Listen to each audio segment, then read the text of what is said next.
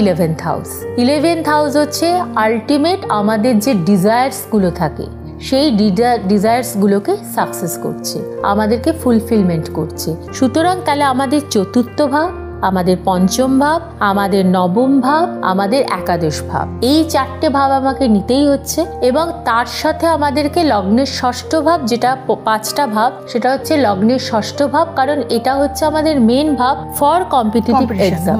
তো সুতরাং আমাদের প্রথমে পাঁচটা ঘর, তাদের অধিপতি, পাঁচটা ঘরে কোন কোন গ্রহ অবস্থান আছে, তারা দুর্বল না সবল, তারা রেট্রোগ্রেড না ডাইরেক্ট, তারা কোন গ্রহের নক্ষত্রে আছে, তাদের উপর কোন গ্রহের দৃষ্টি রয়েছে, তারা কোন গ্রহের সঙ্গে সহাবস্থানে রয়েছে, স্বর্ণারী চক্রমে বা নবতারা চক্রতে তারা দুর্বল কিনা বা তারা সবল কিনা, তারা প্রত্যারী কিনা, তারা মারক কিনা, তারা বেনিফিক প্ল্যানেট কিনা, তারা ম্যালিফিক প্ল্যানেট কিনা, নবাংশ চক্রে তাদের অবস্থান, D60 চার্টে তাদের পাওয়ার।